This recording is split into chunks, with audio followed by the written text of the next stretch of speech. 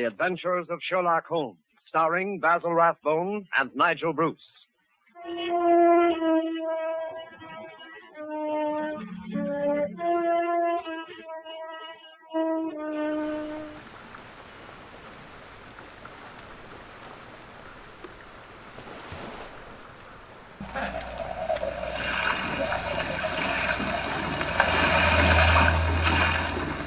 Cheer up, Watson. We'll soon be there. I hope so. I feel wretched, Holmes. I must say the whole trip seems utterly ridiculous to me.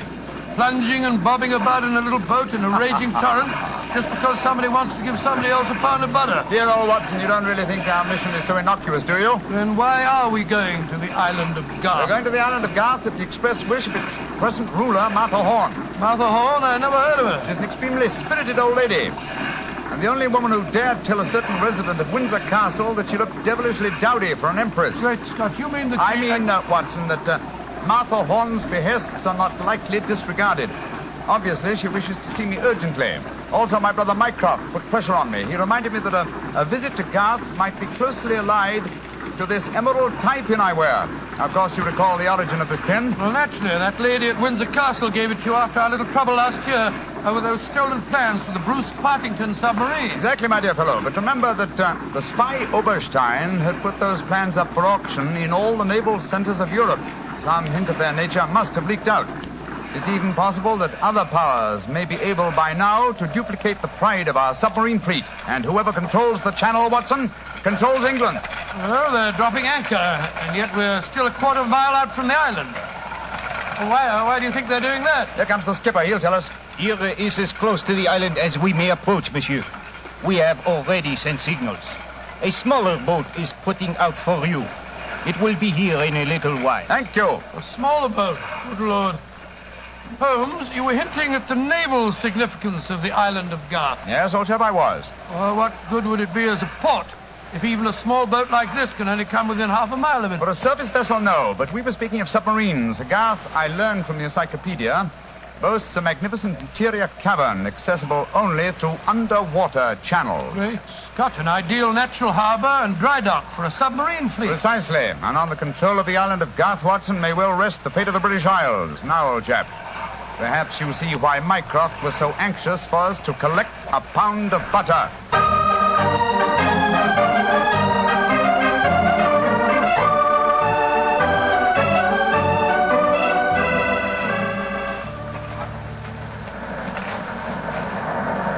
Holmes, doesn't it seem wonderful to be on land again? First the fishing smack, and then that wretched little rowing boat. Then the bucket swinging us up the face of the cliff. Now at last I can stretch my legs.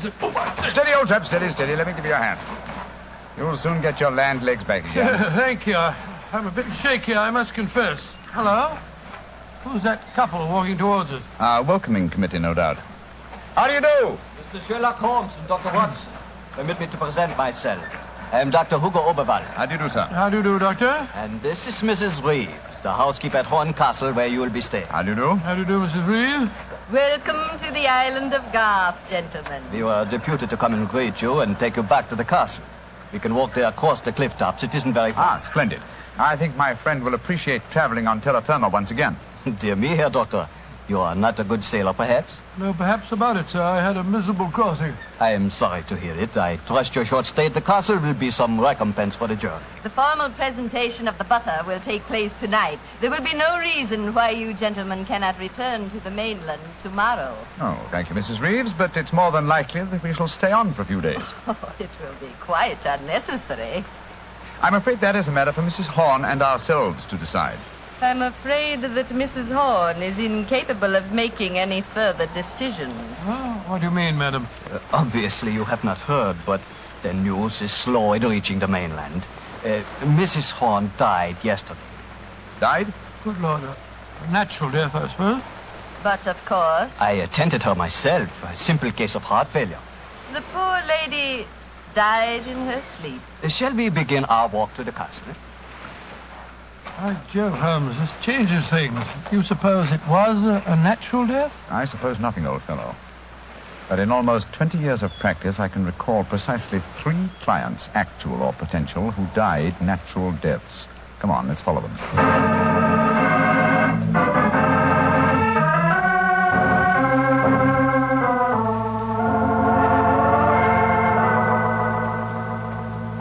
Mr. Sherlock Holmes, Dr. Watson, this is Mr. Christopher Horn, grandson of Mrs. Horn and the new ruler of Gath. How do you do? Hello. How do you do, sir? Very nice of you fellows to come over here.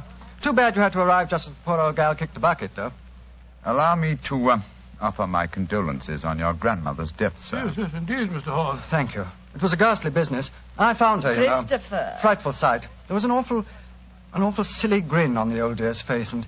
Don't you think it would be more to the point if you were to explain the ceremony in connection with tonight's presentation? You're right, Reeve. Reeve is a terrible tyrant, but she is efficient. Don't know what I'd do without her. Always ran everything for poor old Granny. Why, when the old girl was ill, she... Christopher, I gave you a schedule of the ceremonies this morning. What did you do with it? Dash it, Reeve, I don't know. Must have lost it. Well, I have my own copy in the study. I swear I don't know what I'd do without you. Excuse us a moment, gentlemen. I'll be back in a jiffy. Holmes, what in thunder's going on here? That boy's completely under the thumb of Mrs. Reeves. He was trying to tell us something, but that frightful woman kept changing the subject. He spoke of an awful, silly grin on the dead woman's face. Didn't that suggest something to you? By Jove, that's one of the characteristic symptoms of strychnine poisoning. Exactly, old fellow. And perhaps he was going on to mention the equally characteristic arching of the body. We've got to get Mr. Horn to ourselves for a little while, and you've got to examine the body of the dead woman. But it's going to be difficult. Is that a balcony outside the window? Yes, it is. Come along. Let's see what it leads to.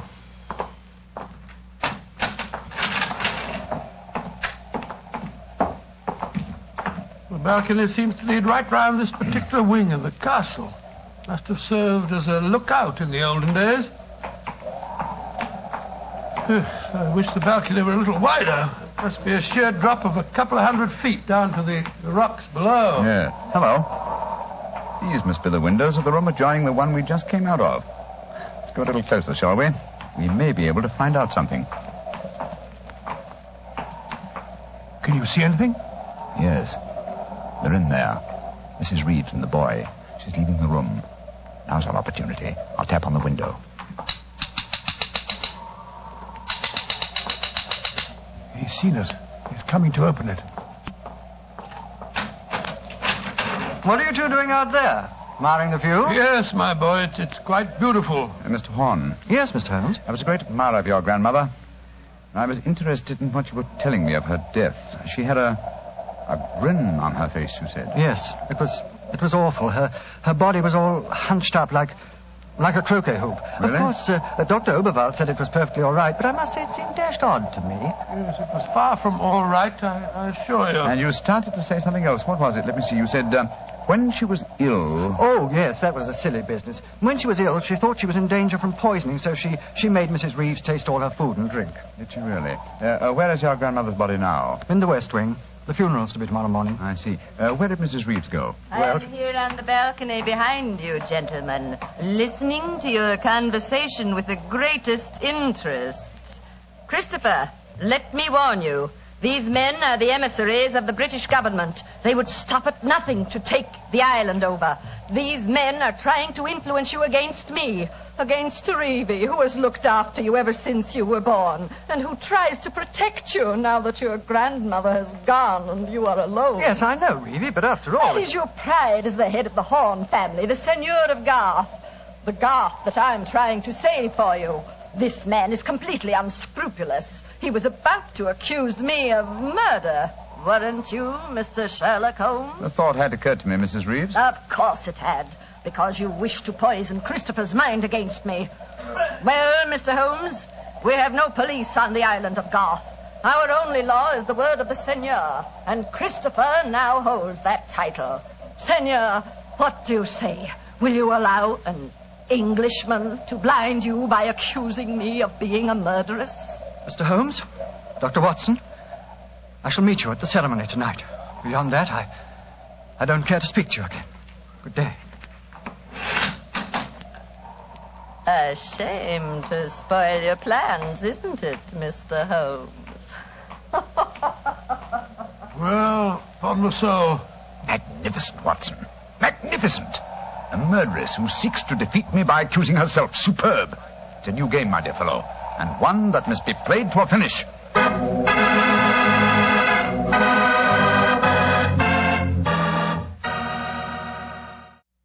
Dr. Watson, this is certainly an unusual story you're telling us tonight.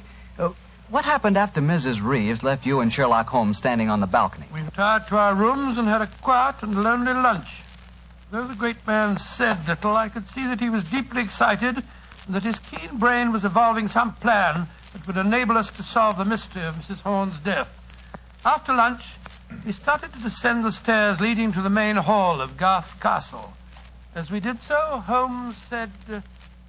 Watson, we're in no danger ourselves. Mrs. Reeves knows that we're here as emissaries of the British government. Yes, and if we didn't return with the butter within a few days, there'd be a British dreadnought here looking for us. However, I am in danger of one of my worst defeats. My professional pride is piqued. If only I could... Watson. Yes, Holmes? If at any time today I slip you a note, don't read it at once, but... Shh. Here comes Mrs. Reeves. Precisely, Watson. I entirely agree. If I do not make the test on Mrs. Horn's body within 24 hours of her death, it will be useless. I must make it by 3 o'clock this afternoon. Mr. Holmes. Oh, yes, Mrs. Reeves. I want to apologize for my behavior before lunch. I was intolerably rude. Oh, please, no. Whatever my quarrels may be with British politics, I at least owe to both of you the duties of hospitality. That's very gracious of you, Mrs. Reeves. I wonder, would your hospitality also include a personally conducted tour of the subterranean caverns for which this island has become internationally famous?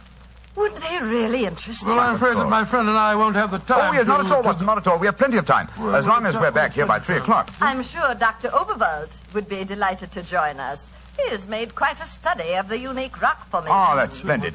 It should prove a most interesting excursion. But, Holmes, why do we want to go stomping around a lot of damp and smelly caves? Well, the exercise will do us good, old fellow. Will you lead the way, Mrs. Reeves? And please remember that it's most important that I return here... I remember, Mr. Holmes. You must be back here by 3 o'clock.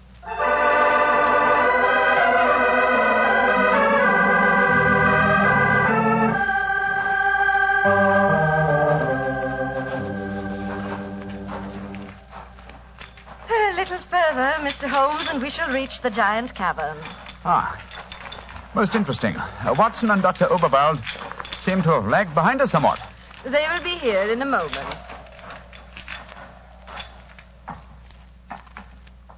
There. This is the giant cavern. Magnificent.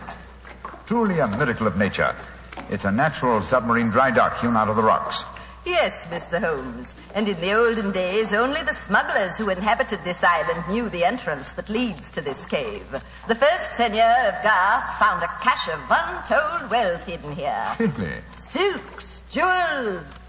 There are still the remains of some of the finest Calvados brandy stored among these rocks. Indeed. An incomparable drink. Would you care for some? It is our custom whenever visitors honor us with their presence to offer them a glass. I should be delighted. There is a natural shelf here in the rocks. Perfect hiding place. Here you are, Mr. Holmes. And here is a glass. This is a rare privilege. I imagine that very few people have been offered it. Only our most distinguished visitors, I assure you. This cavern is completely inaccessible from the outer sea, I presume. Completely. Unless, of course, ships could swim under the sea. Which, as you know as well as I, they can, Mrs. Reeves. Even outside the imaginings of Jules Verne. Indeed. Would you care to explore a little deeper? The others will be with us soon.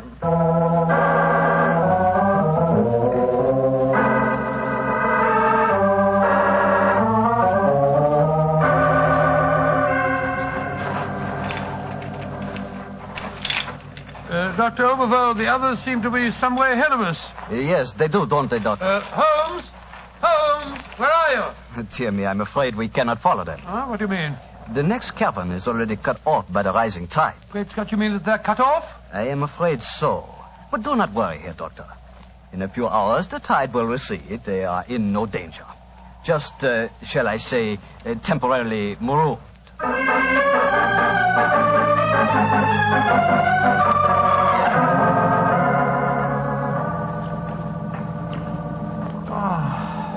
I can't understand it.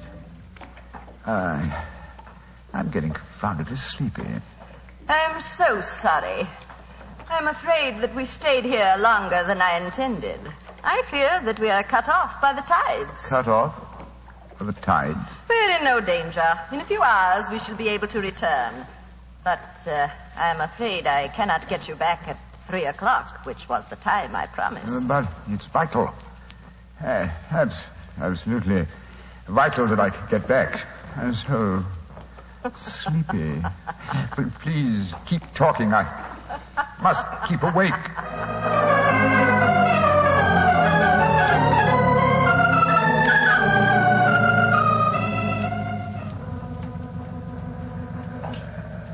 Dr. Oberl, I must get to Sherlock Holmes at once. I am sorry, Herr Doctor, but we are not able to control the forces of nature. We cannot force the water to recede. Your friend is in no danger. No, but he's got a most important test that he must make by 3 o'clock. I am afraid that will be impossible. I've got to do something. I should have come to these blasted caves in the first place. I don't know what on earth I ought to do. By Jove, that note that Holmes gave me, he told me to open it if... where did I put it? Ah, here it is.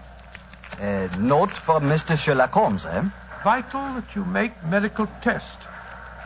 Great Scott, Dr. Overall, it's absolutely necessary for me to return to the castle at once. Indeed. A note from Mr. Sherlock Holmes, and now it is most important that you return to the castle.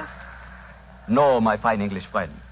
I am afraid I cannot allow you to. Oh, I don't know how you propose to stop me, sir. You see this revolver? And do you see this stick? I warn you, Herr Doctor. Oh, no, you don't. I'm sorry you can't hear me, Dr. Overville, but when Sherlock Holmes gives me orders, I carry them out.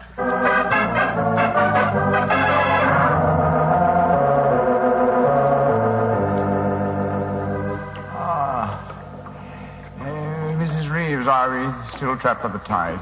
What time is it? 5 o'clock. I'm afraid that you will be a trifle late for your important appointment. What a pity. You deliberately trapped me here. You drugged the brandy and kept me a prisoner. Did I? Now, why should I do that, Mr. Holmes? Because you're greedy for power. That's obvious in your domination of that pleasant though weak young man who is now Senor of Gath. I'm sure your beliefs would find support in certain ideologies now arising in Germany. Your choice of a German doctor as an accomplice in your plans would support that theory. And what might my plans be? I should say that you're determined to give Gath as a submarine base to Germany. With this island in their power, they could control the channel. Very interesting. And I suppose, as well as being a spy, I'm responsible for Mrs. Horn's murder? You and Dr. Oberwald between you? She was too strong for you. You had to get her out of the way. You probably made subtle attempts on her life at first, the origin of which you did not realize, but which caused her eventually to send for me.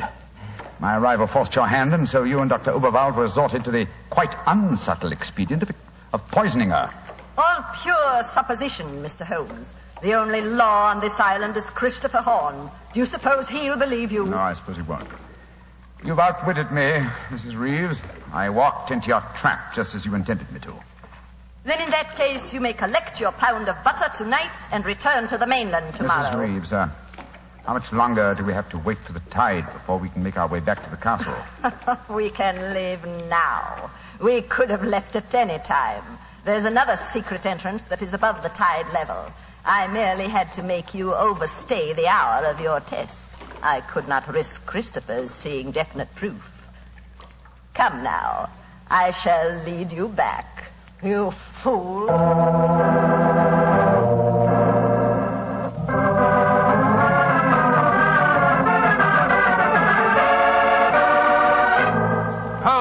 Holmes, where have you been all this time? Mind that, Watson. Did you open the note? Yes.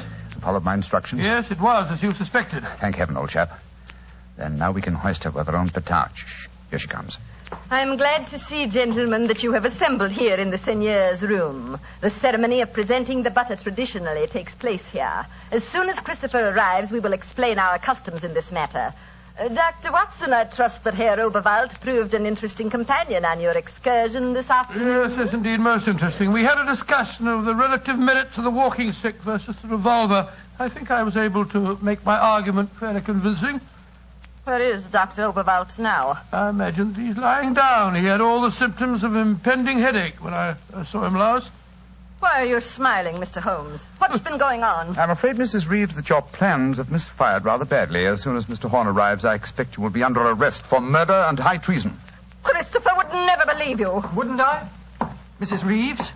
You poisoned my grandmother. Christopher, what lies have these men been telling you? You're the one that's been telling me lies. I believed you when you said you'd been tasting the old lady's food. But when Dr. Watson showed me the results of his test this afternoon, it was as clear as daylight. But the tests could prove nothing after 24 hours had passed. You said so yourself, Mr. Holmes. A deliberate lie, Mrs. Reeves. I'm afraid that I invented that mythical 24-hour test. I knew that as soon as I mentioned it, you would attempt to prevent my carrying it out. So I was delighted when you fell into my trap. You thought that you were shanghaiing me, whereas in reality I was shanghaiing you. My job is to prove your guilt to the senor.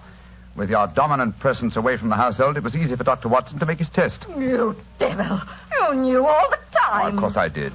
But I had to deceive you.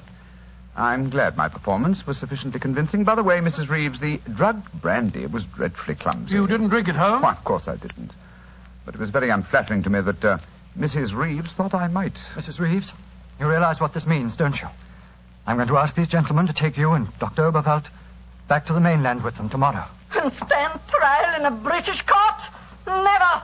I was born on the island of Gath. I have lived here all my life, and I shall die here. Reeves, what are you up to? Stop her! She's going out on the balcony. One day Goth will belong to Germany.